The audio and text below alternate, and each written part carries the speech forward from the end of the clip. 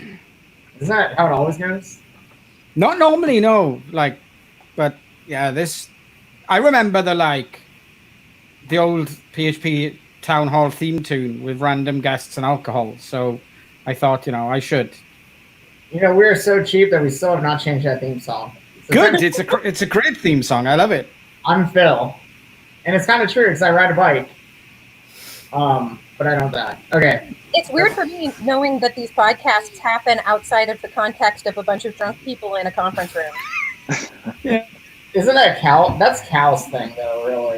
Oh yeah, that's just Cal. I've certainly never been on a podcast with you or Ben or Bill or Sarah. Funny enough, the hidden episode 69 was when we were in Portland at Cascadia PhD this last time before the world imploded, and we were so drunk we had no idea what we said. And Cal sent us a recording, and he's like, "I would not. I would not." And every 3 months, Ben and I talk about it, and we just decided, okay, let's do this. Cool. Welcome to PHP Town Hall, episode 76, the Mad Max DevRel world. I am joined by three of my favorite people in the whole wide world. First is a returning guest.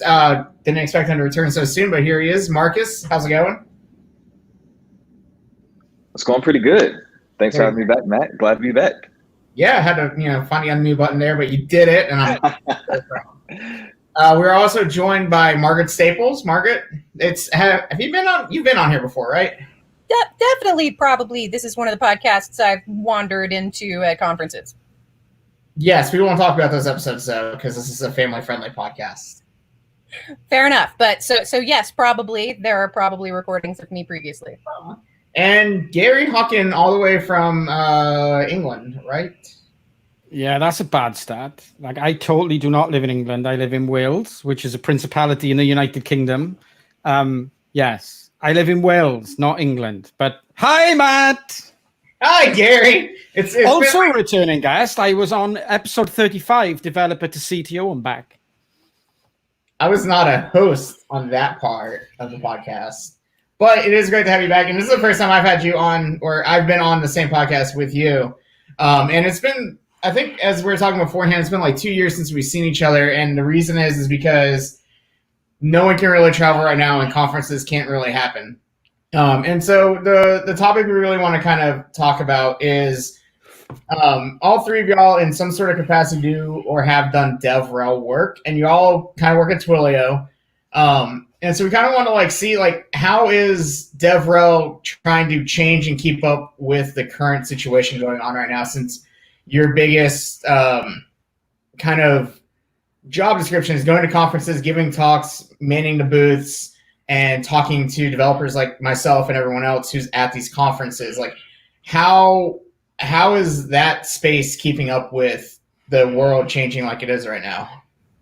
Well, luckily, Twilio had actually already long since diversified our approach to developer evangelism. So although Gary and I did do a lot of events before the pandemic as part of our day-to-day jobs, Marcus was actually in one of our developer community teams that doesn't focus primarily on events even before the pandemic. Marcus, do you want to talk about how you have been approaching DevRel, not just during the pandemic, but for the last several years?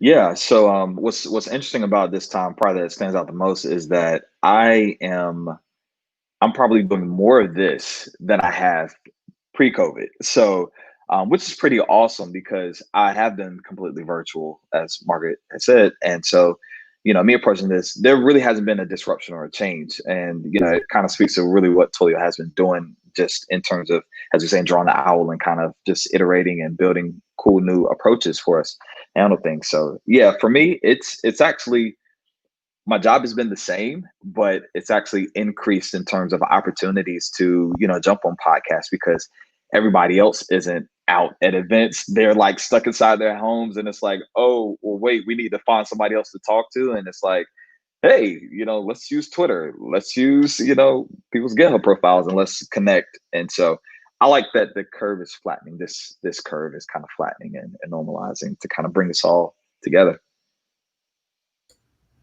So earlier this year, right before the pandemic became a global phenomenon back when it was just an indie thing, and we didn't know how big it was going to get. I actually had just transitioned from the developer evangelism team over to the developer education team, which is another one of our community teams, specifically to work on a sub team inside of the developer education team. And all we do is focus on Twilio Quest, which is our educational video game that my new boss, Kevin Winery, it was his brainchild, and I'm a former indie game developer and now a professional game developer. Wacky.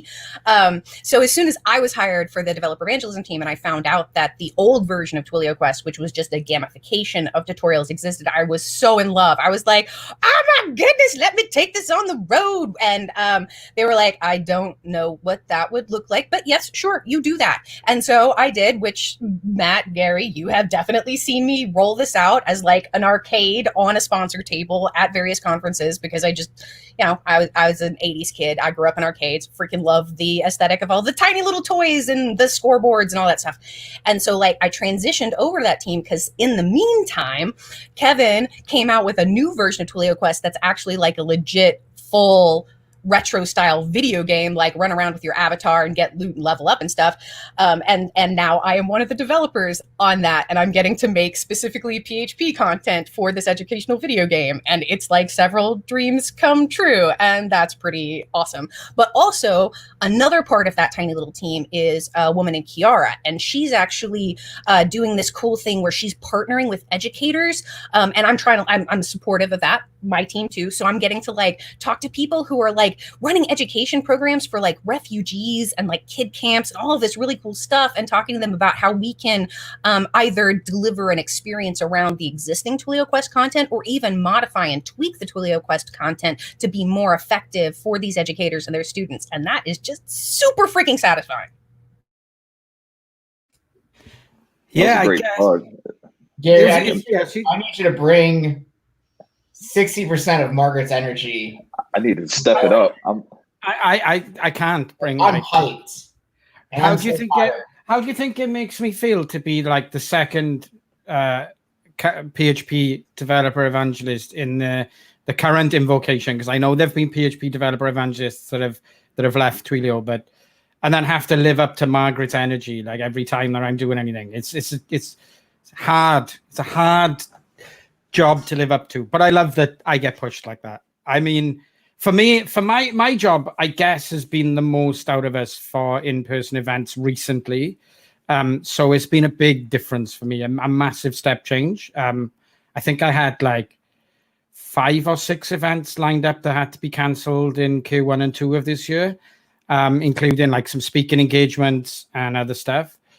So yeah, it was really difficult for me to find. I mean, it sounds really bad to say to find things to do to fill my time, because like with Twilio, right, there's always things that you could be doing, but it's hard to find things to do to leverage your exact skill set or what you were perceived to be best at.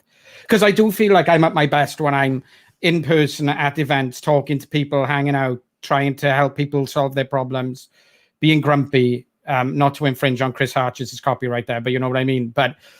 And so it was difficult. We launched a webinar program, which has been successful, but it's not what I want to be doing as a developer evangelist, right? In my job, it's a stopgap to find something to do. And I'm sure it will continue to carry on with less frequency once we're back at events. But I've been doing a ton of live streaming, which I'm really, really enjoying, because you can engage with the chat in a way that is similar to in-person events, but not the same. But it's got that same vibe about it, and I love doing that. That's been a lot of fun. But yeah, it's been difficult. I'm ready to go back to events now. I'll be honest. Like, I'm ready for travel again. You're ready to go back to terrible hotels and being cramped in planes and eating horrible hotel food. I mean, it's streaming at home. You get your Guinness. Yeah. Like, whatever food is yours in Wales. I don't know what y'all eat, but like, I mean, I can sense like a little bit in your voice. You're like, you are you are a grumpy people person. I will give you that. You are terribly grumpy sometimes. Yes.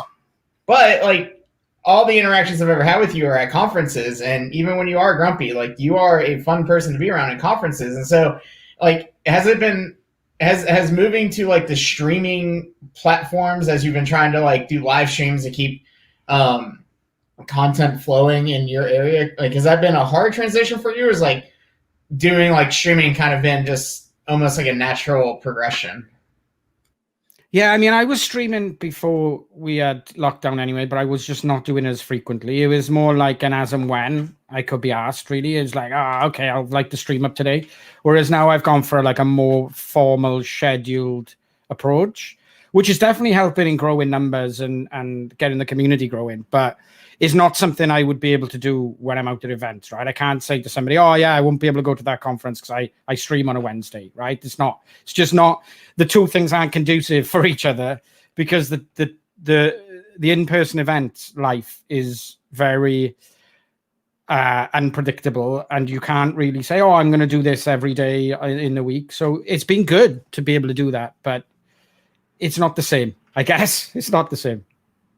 Yeah, even as a full-on introvert, I do miss the in-person events. I love what I'm doing right now. Like, as I said, what I'm doing right now is like multiple dream jobs rolled into one. Love it.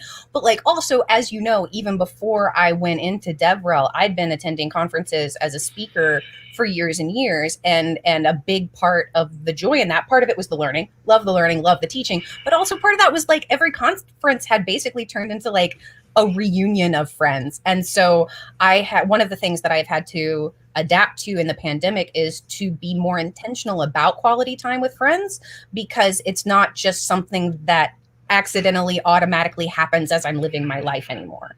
And that was definitely a hard adjustment. Yeah, it's funny you bring that up, because like I just started doing therapy, which I can't believe it's taken me this long to do. But one of the things that we talked about in my last session was being more intentional with your relationships and all that kind of stuff. So it's really good to hear like that's a thing, like not just for a DevRel or for a developer, but just as a person, because I think we talked about last time, Marcus, like you haven't really done a whole lot of conferences and stuff like that. Yeah. But like I can tell you, half the 3/4 of the reason I go to conferences is because I like to drink with people in the PHP community. The other like 1/4 is I might learn something. Like really, it's because Margaret's going to be at a conference, or Gary's going to be at a conference, or Ben's going to be at a conference, and I can't let Ben be the only short person there. I have to show up, and the hobbits roll together, or the Ewoks, whatever.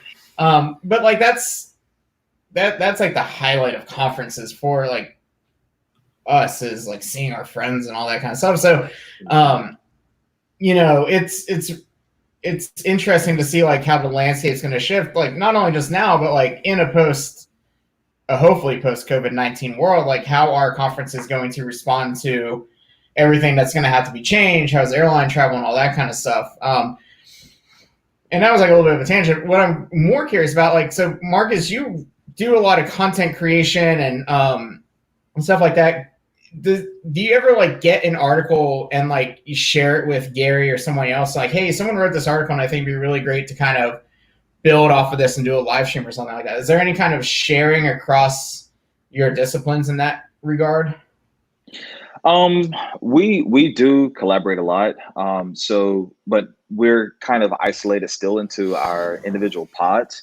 And so with repurposing content, most of the time we just amplify, via Twitter or Reddit or interesting. We got a good Gatsby one. Like I have a friend over at Gatsby, and they're going to be publishing that in the Gatsby Gazette. So collaboration really kind of extends sometimes internally, but a lot of times it flows externally as well. And so Gary is always free to. The interesting thing, can I say this? So the interesting thing, like for me, is the way that COVID has kind of impacted me in terms of being live and being involved in the community is I was kind of stuck in the agency work for like 8 years. And so, doing agency work, you don't get a lot of time to necessarily take those breaks and be speakers. And that was something that I always wanted to do. And so coming to Twilio, and still doing remote, for me, even though I'm used to like not seeing someone like face to face in person, COVID has kind of robbed me of those opportunities that I did have, to, meet up, maybe it's only twice a year, but to still like get that FaceTime, like with Margaret, with Gary, and, so those moments I'm kind of like, like, man, like gonna miss that. So coming back to your question, it's interesting for me is because I was just able to start ramping up and like do different things like in person. And so now it's like, it's almost like you give a kid a lollipop and then tell them they can only like lick it once and then they have to save the rest. It's like, I have to put a lollipop back in the wrapper. And so yeah, so the landscape's now open to do those things. Yeah, we're all just kind of drawn out, figuring things out. So yeah, Gary can always grab my content. I did play around with Twilio Quest. I love the improvements, by the way, Margaret. Like really, really do. Maybe we get to talk about that. But yeah. So yes, it's interesting. That's my catchphrase. It's interesting. Yeah, I agree. Cross collaboration is constant and also a little bit random because we're on a team of teams. There are like a lot of us if you take in the grand total, and oftentimes people will be head down and stuff, and we don't necessarily know what they're head down in. So a lot of times the way collaboration will happen is somebody will be like, wow, I could really use some assistance with this thing. And then it'll just sort of like be a broadcast, like who's got a couple of free cycles to like rub together to come help me out with this thing. And so you'll end up with all sorts of like cross-functional teams coming together for very specific small pushes here, there, and the other across a variety of teams. And having that kind of support from people with different focuses and different specialties is actually one of the reasons that we're able to try so many things so quickly and iterate so quickly, is because we can get that feedback and that support from a bunch of different people working on a bunch of different things at the drop of a hat. So teamwork is still the word of the day. Definitely. So teamwork makes the dream work. So what I'm hearing, and I could be wrong, but what I'm hearing is that there's still potential for the Twilio Pigeon API that we talked about on APIs You Won't Hate. Pull request welcome. How do I make that request? If you're an API, I can send a request to. Nailed it. Write it up, share it with me. We'll get you some code reviews. We'll make it happen. You write it, we'll vet it. Tweet your suggestion to @NexmoDev on Twitter. So I think the last time I was at PHP World, Margaret was there with Twilio and Amanda was there with Nexmo, and all I really wanted was a Thunderdome post-apocalyptic style cage match. Yeah. And if you recall correctly, Amanda and I threatened to end you over your BS because she and I are like best friends and also disabled. And so you were asking for a cripple fight, which makes you a bad person. Oh, man. Yeah, there's no doubt that I'm a terrible person. But for the record, I would watch that cripple fight. Can I just make that clear? Like, because I am a terrible person. We all know that. Yeah, I know. Like, Gary and I are like... I just don't understand why y'all think that you could possibly make this happen. If you push me and Amanda to fight hard enough, we will fight you. That is how that works. I could use the Twilio API to make a betting ring in the conference setting. So it's like a win-win. I use your API. You make a little bit of money on the side. I get to confirm that I'm a monster. I'm not going to need a big cut. That's fine. I don't know what you think the Twilio API is, by the way. I mean, it's a fantastic product. It's remarkable. No, it really is. But it still exists in the digital realm. Like, I don't think we've got an API yet to 3D print a cage, a fighting cage. I don't think so, anyway. I mean, we may have. I want a 3D printer API. Oh, make me a 3D printer API. Well, this is why y'all come. I will say, like, I mean, I've done a lot with the Twilio API, both like in a professional setting and just me fucking around. But one of the best things I did was when I ran Southeast PHP for our code of conduct reporting, instead of just having an email or some sort of Google form that may or may not have been seen at that moment, I used the Twilio API to forward any sort of notification to all the organizers' cell phones. So like if there was an instance, and fortunately only one person abused the COC line, and his name is James Titcomb, and it wasn't for actual reporting issues, but just to mess with me, as Gary's kind of rolling his eyes as he knows these tricks. But it was super easy just to set it up, have it forward to the 3 people's cell phones, and then if anyone had an issue, they could just text it, and instead of it lingering in an email inbox that may or may not have been checked at the very moment, it goes right to your phone. I mean, the APIs that y'all have are fantastic. I would wish, that you would adopt the Open API standard, but this is not an APIs podcast, so I can't bitch openly enough about that. But, I mean, if you're considering any kind of SMS type setup, I mean, you can't really go wrong with Twilio, and they have great content across the board, both their docs, their examples get super easy, and no one's paying me for this. So I'm really just lavishing love on 3 of my friends right now. We appreciate it. But here's the good news. And I'm getting paid. Here's how you can get paid for that plug. If you get a 3D printer, grab our programmable APIs, connect the 2 together, write a tutorial, I'll be sure to send you $500, especially if you do it in PHP. That is a promise that I have the clout to actually back up. That's true. Marcus can get anybody paid if they can write up a cool enough tech post and send it to him. This is his magic power, so you should totally take him up on that. See, there you go. I don't know how. Hold on, wait. How does this keep happening? Last time I was on, you asked for free stuff. How do you invite us on and end up making money? How does this happen? I'm talented. You're in the wrong field. You should have been in sales. No, I'm busy. So to actually try and get us back on any topic, for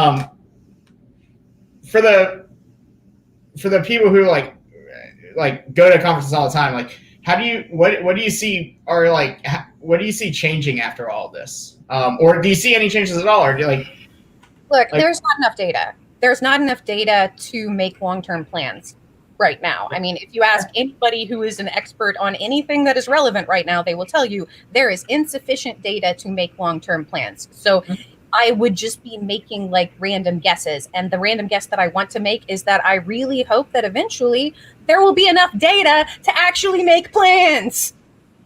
It's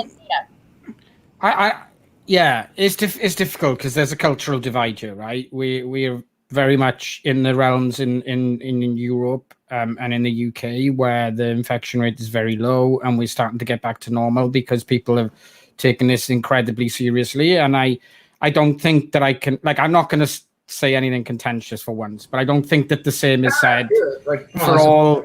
No, because I feel empathy and I feel sorry because there's 3 very very intelligent and sensible people on the call, whereas what we see in the media of people complaining about wearing masks in public and all this other bullshit is obviously not my experience with meeting Americans when I come to conferences, because I'd like to think that, when people come to conferences, they're working in tech, and I'd like to think there's a semblance of sensibilities. I mean, not everyone, we know that. We all know people who are not like that, and I'm definitely not going down that path.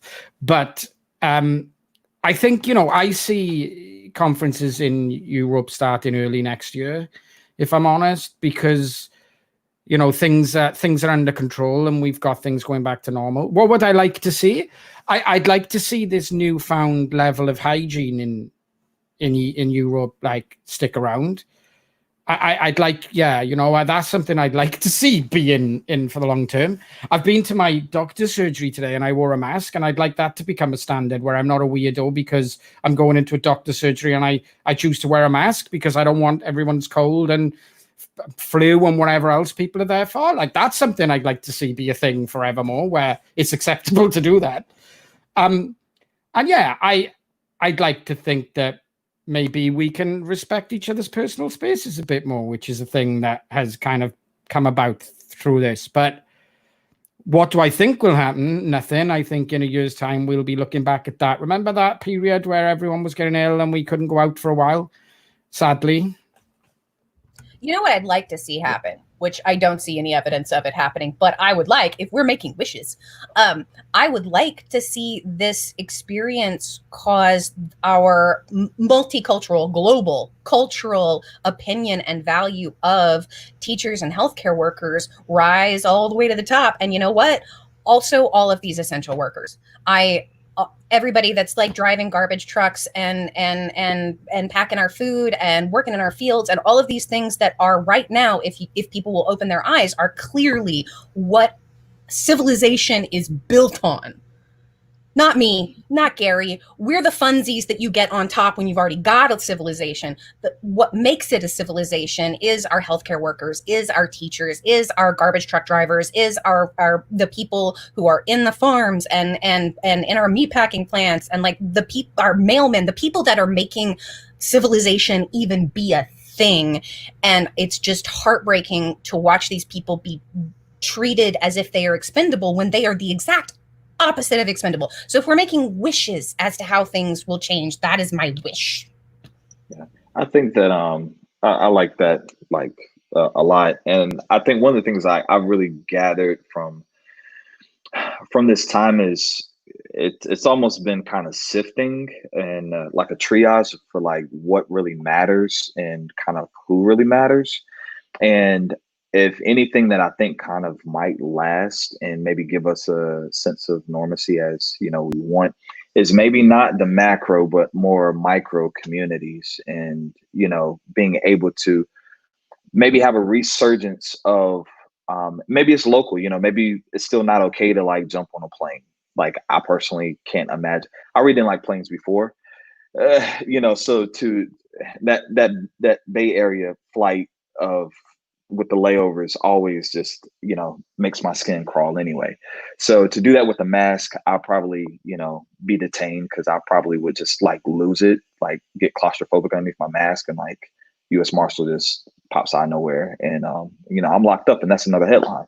But maybe micro communities, maybe meetups, since a lot of people, a lot of ordinances still don't allow more than really about 10 to 25. North Carolina is in this weird crux of people who get it and people who don't. And so we're just kind of battling, sensibility right now. But I would be okay maybe with meeting up physically distanced with 8 or 9 people for a local meetup, and maybe, we can do the local meetups and then tag in like Margaret and Gary, Matt, maybe we tag in people to, to make appearances, but still have that sense of, I can't touch you, but I can at least see you. I mean, that's been one of the cool things about, I mean, this whole situation sucks, but one of the things I have kind of enjoyed about this is seeing all of the PHP user groups and other languages as well going online, to where I was able to join Portland's PHP meetup a couple months ago and hang out with people like Sammy K. Powers, who is a super friend of the pod, as well as Elena Holligan. I was able to join PHP South Wales a couple weeks ago when Phil Sturgeon was talking about. Yeah, I mean, but like that's the fun thing is, from the comfort of my apartment here in Nashville, I was able to join PHP South Wales' meetup and listen to Phil talk about API design. And then a couple hours later, I was able to join the Merge PHP operations going on here, where Boston, Atlanta, and Austin PHP are all grouping together, and hang out with them. And so, like, do you, like, Gary, I know, like, you're a big people person, like, would a virtual conference or a virtual meetup kind of fill that void for you in a way, or is it still kind of not everything you want in terms of like a conference experience? And like, do you see virtual conferences here for the long term, or is it just kind of a stopgap? So I mean, it's my opinion. I'm allowed to have it, and I don't feel like virtual conferences are very good. I really like virtual user groups. Like, let me make the distinction. Right now. No, I'm stepping all over Gary right now. virtual conferences don't need to be virtual conferences. And I think that that's what we should focus on moving forward, is keeping the virtual element while readopting the in-person elements as that makes sense. The thing that I want to underscore on this topic is accessibility. The perk to this moment is that these events, these educational opportunities, these socialization opportunities are actually being made accessible to people that they were not accessible to before. And all sorts, that I've been on this campaign to make things more accessible for a minute. And you know how much I have struggled to get people to embrace the idea that the extra logistical burden of video streaming and live captioning and these things was worth the investment. And right now, there's no option. If you don't do it, you have no event. And so I'm really hoping that this, having opened the door to access to so many people, that we will hold those doors open as we start to go back to the things that maybe our more privileged, able-bodied people find more comfortable. I agree. And that was one of the points I was going to make, Margaret. So now I just feel angry at you again, which is my usual state. I totally don't. I absolutely don't. Like, there's nobody better to speak about these things than Marcus and Margaret. So I'm very privileged to be on the call as one of Twilio's official middle-aged white dudes. I love the fact that I can have these people put me in my place regularly, because I need to have it sometimes. But I genuinely was thinking that same thing. I really was. I was thinking, like, to the point I wanted to make was, from a perspective of myself as a paid developer evangelist, virtual conferences are a wash. Like, they are not ticking the boxes that we want from events. And that's a sad thing, but it's a fact. In my opinion, it's not a fact, but in my opinion, it's a thing, right? It does not tick the boxes that we allocate budget for sponsoring of events, to have booths so we can get out there, meet people and have the conversations. And you just don't have those conversations in virtual conferences. And my question is that because organizers don't consider that? Is that something that we could do better at virtually, in having a sponsors chat room with cameras? And could we do better as sponsors and organizers to make this a thing that would mean that sponsors see more value in online events? Because I'm wholly conscious of the fact that online events are, like, massively accessible, and in-person events are for people who can afford to take time off work, to get the flights, to pay for the tickets, to pay for the hotel. And to take time off work is the hard bit there, because I've been lucky enough in my recent work to be working for places where if I'm speaking, they'll give me the time off. But I remember a time where I had to take annual leave to go and speak at conferences. And so I'm very conscious of that fact. Like, let me make that clear. But from a purely developer evangelist perspective, at the moment, the way that they are happening, they're a wash. That's the sad reality. I think a lot of that has to do with medium, and I am having a lot of conversations with different people that are having different ideas about how to make the virtual experience more sociable. And I think that, I don't know that there is a solution, but I know that there are different options. I know my friend Jenna, who is one of our champions, works over at IBM, does a lot of amazing DNI stuff over there, that she and I are collaborating on some cool stuff that we're going to be doing later in the year. And she brought to my attention a software medium for running online events that I haven't used before. She's really loved it. I'm really excited to try that out. We've been investigating how we can use Zoom breakout rooms to better effect. So it's definitely a problem.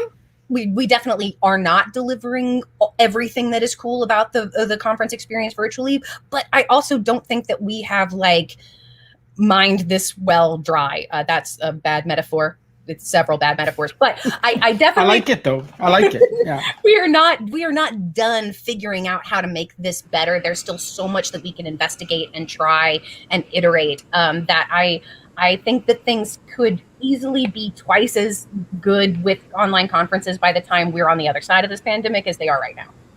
Yeah, right. I mean, like you didn't figure out conferences the first time you went to a conference. I mean, it's an iterative process. I mean, and I think, like, you both brought up really great points. And the big one, because I think back, I kind of hung out for Midwest PHP because they were the first conference to go virtual in a PHP space because it had to really fast. And like you bring up a really good point. Like, how can DevRels and sponsors better position themselves in like the breakout rooms, the dedicated channel to where like, and that's a big ask. Like to have like, let's say Gary is the Twilio representative for Midwest PHP. To like have him sit in a channel all day with his camera on is draining, as we all know. Like five Zoom calls later, I'm dead to the world. But it does offer you a new area to kind of venture into, and allows more people, like you said, like Chris Harches, who hates to get on planes because he's 6'1". It's hard for him to travel, so it makes it a little bit easier for him to get the conference experience, and things like that. So I think that's a really interesting thing to keep kind of drilling into, and I'm curious to see where we end up in, let's say, 6 months, because I don't think virtual conferences are going to go away, but I do think that there is a lot more opportunity to explore as we figure out this new world we're living in. Yeah, go, Marcus. I was saying, like speaking on the medium and the accessibility, like one thing on the medium is yesterday I was on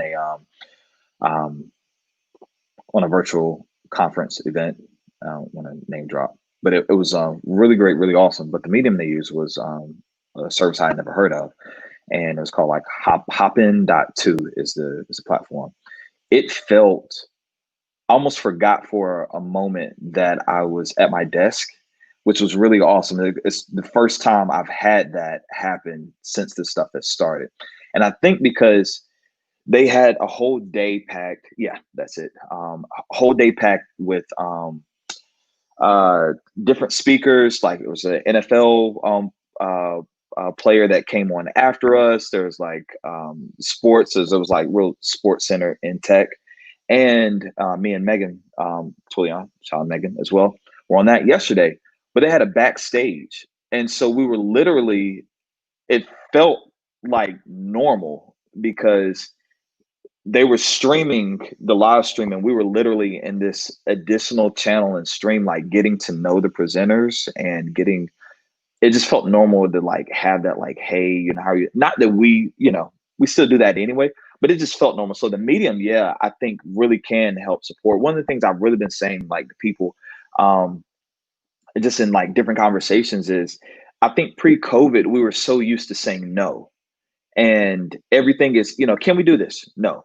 Can we do this? No. Can we do this? No. Can we do this? No. And then, can we stream better? Kind of like Margaret was saying, like, can we get a different platform? Can we make things more accessible? The answer is just this knee-jerk no. Well, why would we? Or it's going to take us away, and that no comes in different, forms.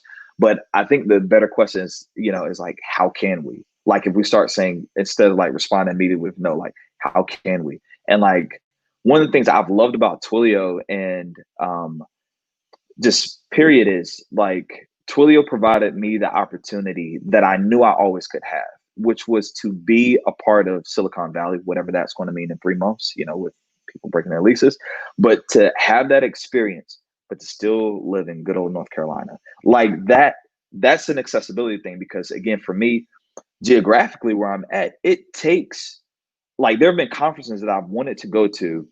The prices have been like astronomical, like literally like a mortgage, a month's worth of mortgage, in context. And, like Gary, like you're saying, like take that time off and, different things like that.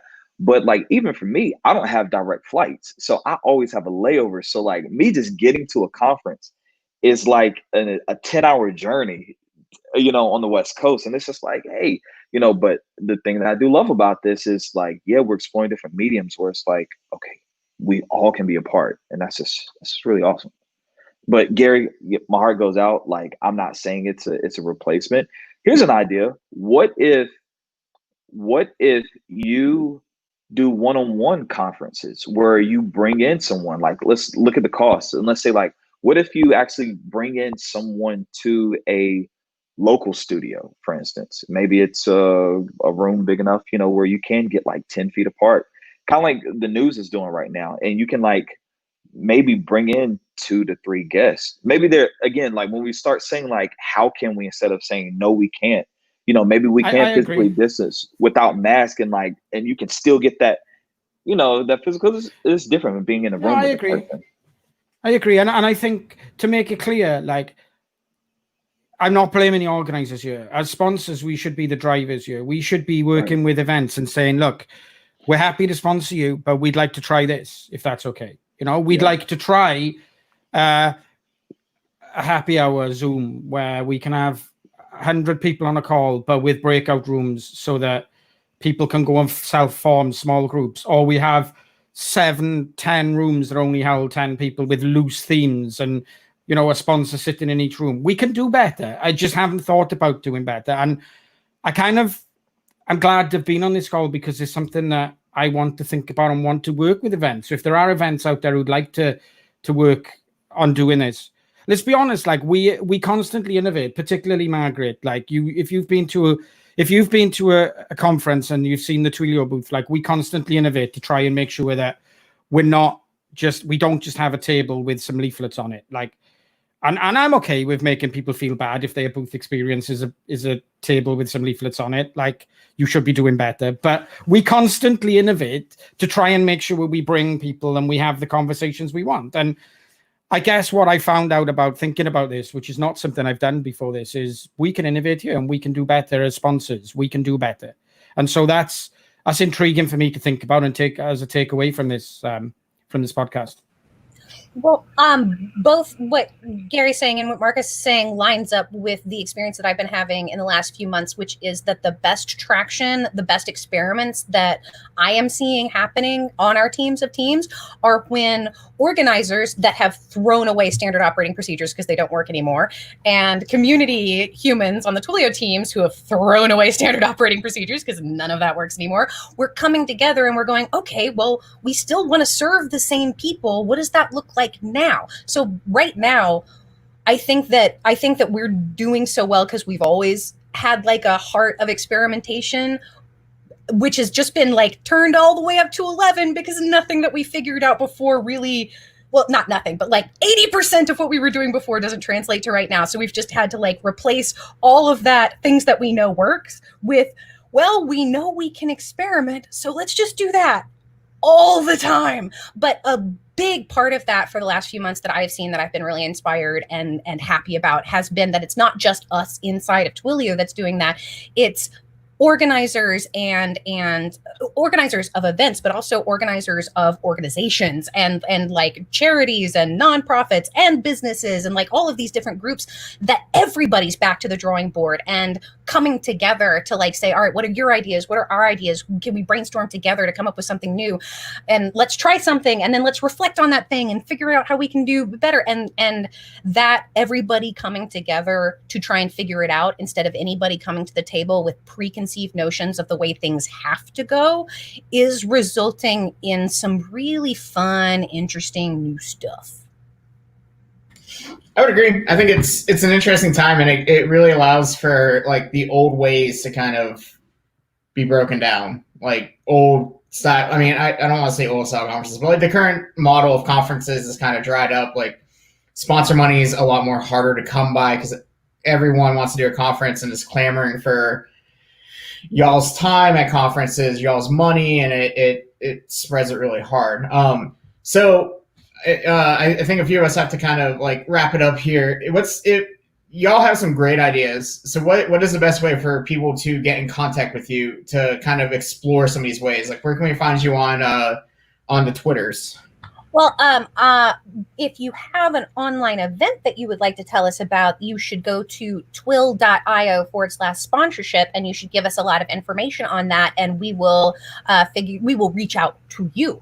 But if you want to find me on the Twitters, I am dead_Lugosi, and I will let these other humans tell you where they live on the internet. Go Marcus. I am the Marcus Battle everywhere. So if you want to find me in different sides of me, the Marcus Battle. And I just want to say that you should totally ask Marcus to speak at your virtual event, your conference, your user group. Yeah, I think one thing that I found since my speaking engagements have been cancelled, that I'm finding it far more satisfying to signal boost amazing new speakers, and Marcus is definitely one of those. So hit him up. You can find me at GH, which nobody knows how to pronounce, but it's GWH, and Spabby on Twitches if you want to watch me live stream. Mainly my live streams are me trying to achieve something massively ambitious in the time frame, and chat just basically doing the job for me, which is kind of the way I like it. So yeah, awesome. Is there do you have like a specific day or time that you like to live stream at, or is it just kind of? Yeah, it's UK time, Mondays, Wednesdays, and Fridays at 2 p.m. Wednesdays I have a guest. Mondays and Fridays I just bumble around trying to achieve stuff. Cool, and that's on like Twitch or YouTube, both? You kind of just disseminate it everywhere? Twitch.tv/Spabby, SPABBY. Can you type that out and I'll add it to the show notes? Awesome. And the other thing that you're totally going to add to your show notes is a link to where people can go find Twilio Quest, because they're totally all going to go play my new PHP level, which is called OSS Elephant, with the PHP and elephant, because I think I'm funny. And I need feedback. It's a brand new level. I need people to play it. And then I need people to like reach out and tell me what was tricky, what was awesome, what they want to see more of, what they wish there had not been. And also just really, I'm going to need you to compliment my spaceship design just a lot, just a really, really lot. No, I would like this. Okay. I think the question that brings up, when do we get a Twilio elephant? Yeah, we're going to talk about that the next time you have us on a podcast. We'll talk about that. Instead of spending £10,000 on fluffy toys, we're going to make a charitable donation. So, sorry, but I kind of want a fluffy toy. That kind of hurts everyone who wants fluffy toys, but yeah, maybe toys. Maybe a sticker would be cheaper, Gary, and then we can get some decals printed. Yeah, we could. Maybe that'll work. See, there you go. That works. I mean, Twilio stickers are like Twilio swag is like the gold standard. And Margaret makes the best stickers. That is true. Real fast. I mean, we didn't really get to touch on Twilio Quest. We talked about it on the other podcasts that I sometimes host. But like y'all have done a lot with that. Especially like kind of go into like what is the OSS Elephant stuff. Can I want to interrupt Margaret because it's about Twilio Quest. Since we're Team of Teams, I got to play like the earlier version, and it was a little hiccupy in terms of really following through. Yeah, we critique each other, we build each other. This is how you don't have to look like that, Matt. So I put my new hat on, like never seen it, so fresh eyes, and I really like to say it was enjoyable. Like it was cool. The guided help is really awesome. Like where you're going now.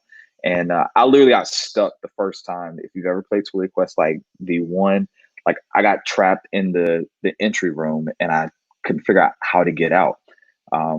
Those things have been improved. There's great help. So I am an biased because I still work for Twilio user, and I think it's really great, and you all should try it out, especially for those of you if you happen to be a part of that Why is PHP Still Alive community, and we'll still share love with you. This is a great way to like really just kind of start from scratch and get into PHP. That's my plug. Margaret, take it away. I'm very, very grateful that you did play it while it was still in draft form and give me that feedback. And this is why I am constantly begging everybody to give me feedback, because that is how things get better. I just did a new iteration. There's a new pull request. It's probably going to get merged later today because one of our champions did a playthrough and gave me those notes, and I was able to, and specifically his notes were all about developing on a Windows machine, which I admit has been theoretical for me for a few decades now.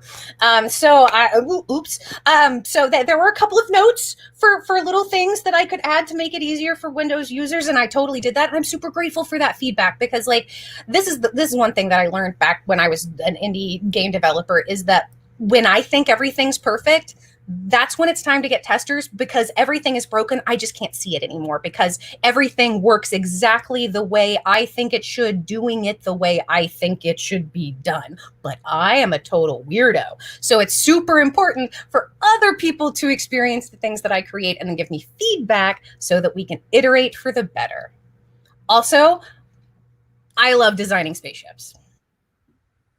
Spaceships are pretty fucking cool. So awesome. Give Twilio Quest a try.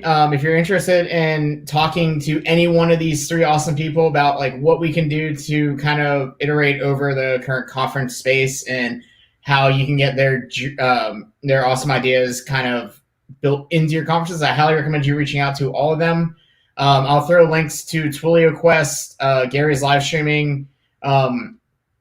Marcus, if you have anything you want me to throw in the show notes, hit me up on the Twitters. And thank you all so much. I appreciate y'all taking the time. It's great talking to you. Great seeing everybody. And we'll catch y'all again. Thank you. So nice to see you, Matt. Really. Thanks.